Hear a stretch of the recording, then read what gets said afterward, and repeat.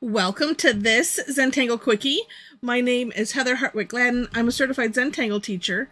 And today we're going to take a look at the Tangle 3D Flux from CZT Barbara Duel Johnson.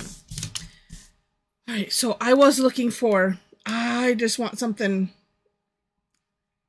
easy was the only word in my head. Simple, not, few steps, all that kind of thing. And as I was going through my Pinterest, and I'm like, oh yes, there is this one from Barbara. So let's try it. All right, I'm going to draw a big one here, and then we'll put it in action. So this one starts with, obviously, a flux shape or teardrop shape, whatever you want it, up to you. Tethered orb. I liked it when I heard Maria call it that.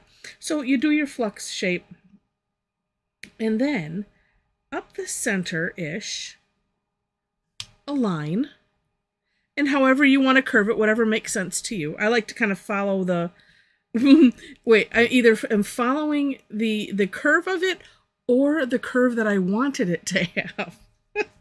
Because, you can do that. It's kind of a course correction. All right, and then from here, we're going to kind of make a triangle out of this end. So just a couple lines, like so. And then she has us with a nice big orb in the center-ish, like that. And a couple of nice, well, they could be a little bit longer, couldn't they? Yes, they could. Little wispy lines coming from that base, and then some rounding in these corners. And if you're not familiar with rounding, it's a tangle enhancer where we just do like this. It's just a little curve line. Okay, pencil. You'll get your turn. Little curve line rounding off, hence the name, that corner. It is a wonderful tangle enhancer. Sometimes if you don't know what to do, it's like, oh, just need something. That's what those tangle enhancers are for, and it's just neat. So this is it initially, and you know what? Let's we'll do some giant shading, and of course I like to come out from the base.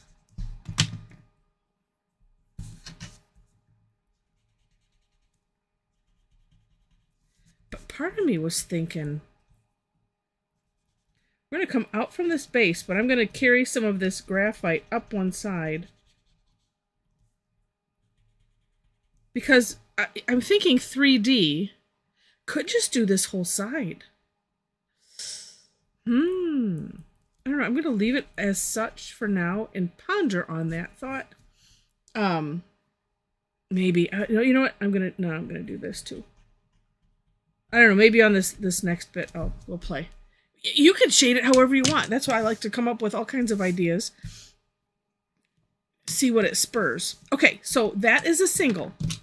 So I'm going to do flux, just a little flux in the way that I like to do it. This is essentially Rick's version,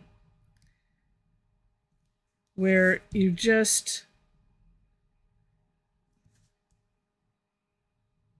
pile them however you wish. I kind of like to do both sides a little bit. And then, yeah, I have one flop down. Let's make that side a little bit more even or something. Let's see, we should have something flopping on this side too, I suppose, just to make it fair. Oh, okay. One more. We'll do like a little straightish one at the top. Okay.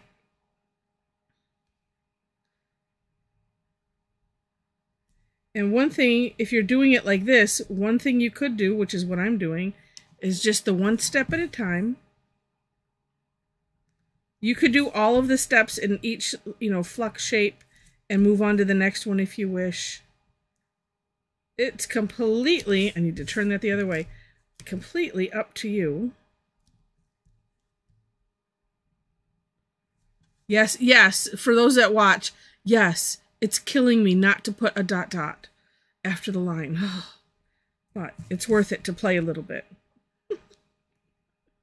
Normally, for those that have no idea what I'm talking about, normally on the Flux shape, it's, I don't remember if it was Flux. I think it was actually my favorite Tangle Flourish, where I fell in love with the line dot dot, but it really cemented itself in doing Flux, because when you get them that they don't look so great, that line dot dot just fixes everything. Sometime I'm going to do a special just on the line dot dot. I have some notes somewhere from a long time ago when I was teaching at a store in Chelsea, and she wanted to do some videos. I think it was before. I don't remember if it was before I got doing this. Might have been just a tad, or right at the beginning.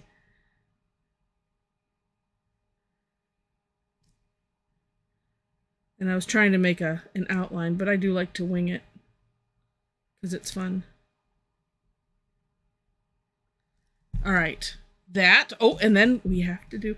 See, and actually, without putting in the little wispy lines, you could totally have this be, you know what?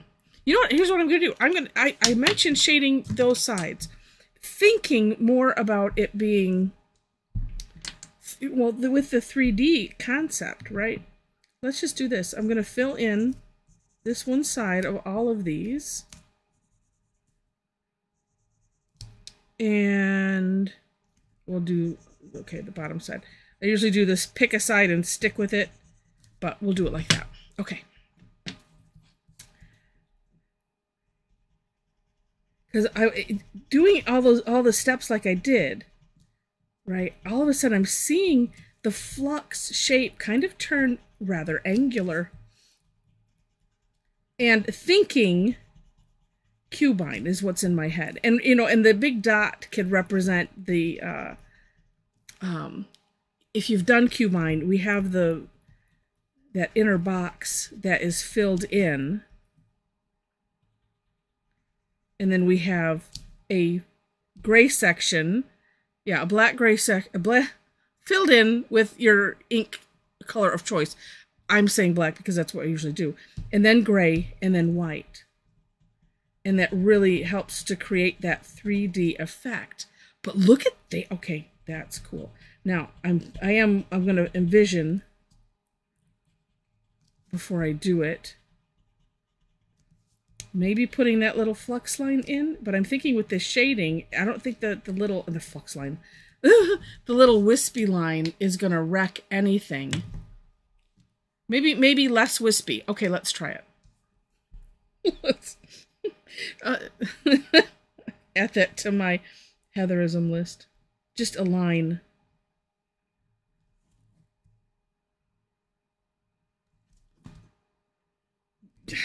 Cool.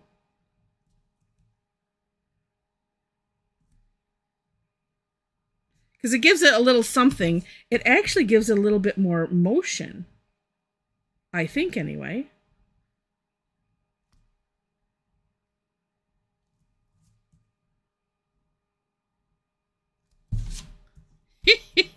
Very cool. I didn't put, you know what? I didn't put the rounding in. And you know what? I think I'm going to not. Because I think not having the rounding in, it gives it, as you can see, a tad different look. I'm going to leave it like that because it's Zentangle and we can do whatever we want. So there we go. And I hope you enjoyed it. If you did, would love it if you click on the like button. And then if you liked it enough to see more, please click to subscribe to the channel. If you would like to have live fun with me and a bunch of other crazy Tangle addicts, we meet on Thursdays online. I do 2 sessions, 11 a.m., 7 p.m. my time here in Michigan. In the description section, you will find links to the step outs. I always do my own version and then link to the creator of the Tangle. Below that is my link tree. And so if you would like to come tangle with me. there are several links in the link tree that point to places where I post classes. I don't have it specifically listed, but also my Facebook page. So if you happen to be on Facebook, whatever it is nowadays, like, follow, they change it, seems like, follow my page. And then if you're interested in participating in our Tangle Addicts community, there's a link for that also, but there are 4 questions that you must answer in order to gain entry. What else? I always want to make sure to highlight that because we have so much fun. And that kind of fun just has to be shared. Just like our Tangle Times. I do other classes on Tuesdays. If you are watching this at the time of this recording, well, technically it's Tuesday. It's just into Tuesday.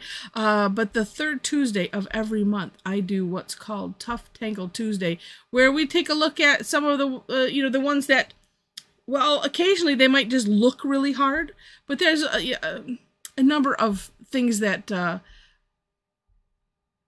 criteria that I use for selecting the Tough Tangle Tuesday. Sometimes they're not as tough as what they seem, but they look it, and so we just have to take a look at it, explore, and just have a lot of fun. So come and join us. I do have other ones that are paid classes. I have a membership club. All the information is there. Let's see, what else do I want to say? I think I hit it all, except to say thank you again so much for watching, and I wish you happy tangling.